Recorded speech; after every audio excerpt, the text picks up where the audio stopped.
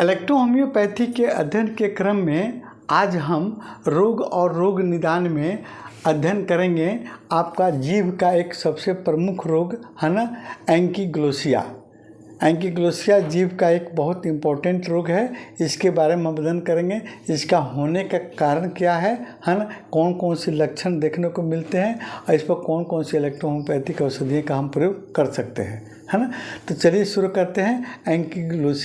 एंकीग्लोसिया जो है आपको जीभ के मुख के तल यानी जीभ और आपको निचले तालू है, हम तालू का भाग वाला है, उससे जोड़ने वाला टिश्यू फ्रेनुला है ना, अधिक छोटा हो जाता है या कड़ा पड़ जाता है, जिसके चलते इसको जुबान का बांधना यानी हम बोल नहीं सकते, जबान चल नहीं सकती, मेरी जीभें चल नहीं सकते, घूम नहीं सकती हैं, है ना, ऊपर नीचे नहीं हो सकती, बंध जाती है ना।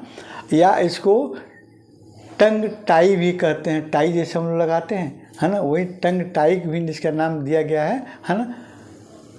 यानी जीभ के मुंह के तल से जोड़ने वाली टिश्यू फ्रेनुला का छोटा हो जाना या कड़ा हो जाना, इसे जुबान का बंधना यानी हमारी जीभें नहीं चल सकती हैं, नहीं हिलडुल सकती हैं, है ना।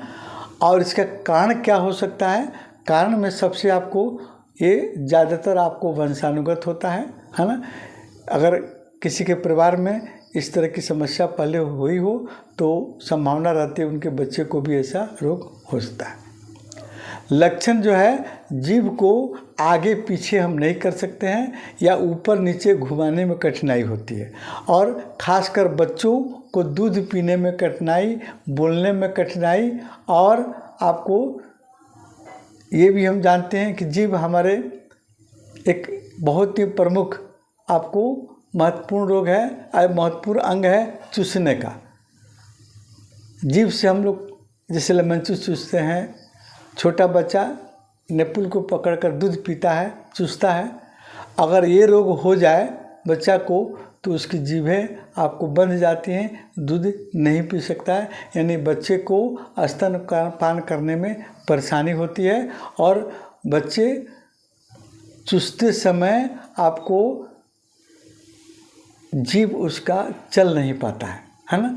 और ये उच्चारण बोलने में भी परेशानी होती है, सयाना को भी या बच्चा को भी बोल नहीं सकता है, या बोलने में कुछ शब्द जो है इसका जैसे ल को र कहना या ट ड का शब्द का उच्चारण करना बहुत मुश्किल पड़ जाता है। जीभ को बाहर निकालने में भी असमर्थता हो जाती है, जीभ को बाहर भी नहीं निकाल सकता है और जीभ भी शेप का बन जाता है ना। और ख़ासकर अगर देखिए तो इलेक्ट्रोहोम्योपैथ में इसका कोई ट्रीटमेंट नहीं है, क्योंकि ये आपको सर्जरी का चीज़ है ना। हाँ, अगर उस परिस्थिति में कुछ लक्षण ऐसे हैं जैसे अधिक लार का गिरना इस रोग के कारण हो रहा है, या बोलने में तुतला रहा है, तो कुछ हद तक कुछ औषधियों को हम एक्सटर्नल नर्व पॉइंट के माध्यम से उसको टच करके सुधार कर सकते हैं, लेकिन पूर्णतः इसको सुधार करना थोड़ा सा मुश्किल काम है, सर्जरी काम है। अब आते हैं दूसरा रोग है आपको डाइजेसिया। डाइजेसिया एक ऐसा रोग है जो आपको हमारे जीभ की स्वाद की समस्या पैदा करता है, यानी ये आपको इसके दूसरे नाम से हम जानते हैं कि आपका जीभ का सही स्वाद की पहचान करना मुश्किल हो जाता है। भोजन का वास्तविक स्वाद आपको नहीं पता चलता है इस रोग के हो जाने के चलते।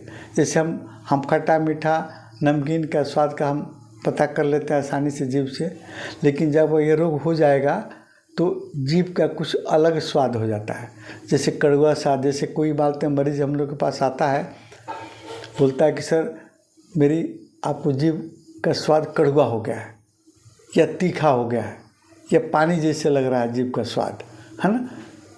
तो ये आपका रोग होने पर भोजन का वास्तविक आपका स्वाद का पहचान करना थोड़ा सा मुश्किल पड़ जाता है ना। मुंह माहुर होना, है ना। अच्छा, यानी हमारे ओरिजिनल स्वाद जो होता है भोजन का, उससे इसका कोई तालमेल नहीं रहता है, इसका आपको मेल नहीं खाता है।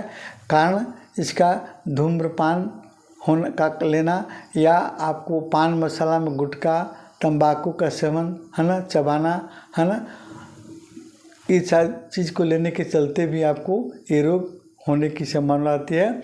और पोषण की कमी, जैसे विटामिन आपको B12, आयरन, फॉलिक एसिड की कमी हो जाती है। और माउथ कैविटी का संक्रमण, मुंह के अंदर कोई आपको रोग हो जाता है, संक्रमण हो जाता है, तो उसके चलते भी ये आपका जीभ का स्वाद आपको अलग बदल जाता है। उसके अलावा हार्मोनल असंतुलन है ना, हार्मोन्स का असंतुलित होना भी इस रोग का कारण बनता है। और लक्षण क्या मिलता है?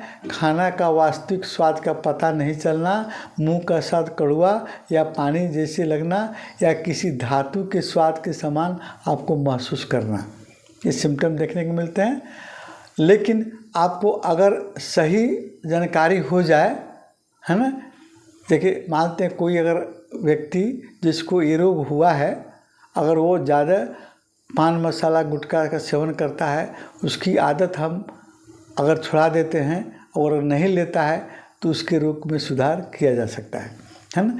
इसके अलावा आपको कुछ औषधियाँ जो है आपके इलेक्ट्रोपैथ में S ग्रुप में S1 और S10, C ग्रुप में आपको C13 है ना, और C3 है ना, और WE और YE है ना, आपको इसका हम मदद कर लेकर है ना, इसकी मतलब उपयोग करके है ना, इस रोग के आपको कुछ हद तक इसके रोग को ठीक कर सकते हैं। यानी कुछ नर्व पॉइंट पर भी आपका YE का प्रयोग करके है ना, आपके जीभ के आपको जो स्वाद ले जाने वाली, स्वाद को ब्रेन तक पहुंचाने वाली जो नर्व होती है, उसको एक्टिव करके भी इस रोग को कंट्रोल किया जा सकता है। अगली वीडियो में फिर हम दूसरे जीभ के रोग के बारे में आपको अध्ययन करेंगे।